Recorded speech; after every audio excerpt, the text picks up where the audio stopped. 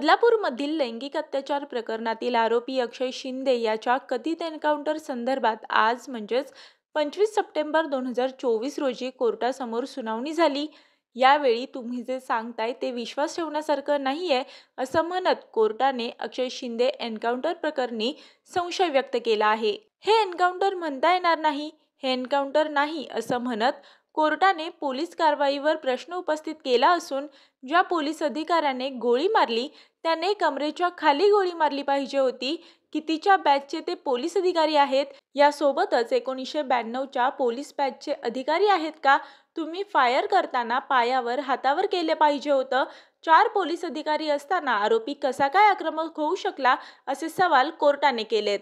अक्षय Shinde encounter प्रकरणी कोर्टाने सुनावणी घेत असताना सरकारी वकिलांवर प्रश्नांचा भडीमार केला।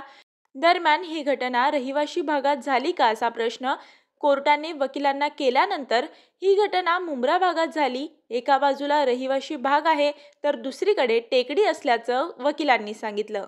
आरोपी हल्ल्याप्रकरणी FIR कधी झाला असा सवाल कोर्टाने केला असता त्यावर वकिलांनी सांगितलं पहाटे 5:40 वाजता झाला। याबरोबरच घटनेचं ठिकाण तुम्ही पुराव्यासाठी सील केलं होतं का? आरोपीने पिस्तूल वापरलं की रिव्हॉल्वर?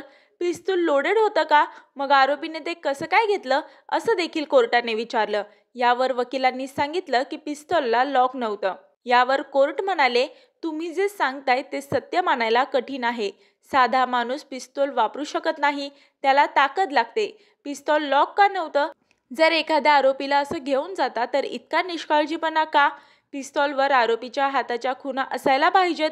याबाबतचा अहवाल पुढच्या सुनावणीत सादर करण्याचं कोर्टाने आदेश दिलेत।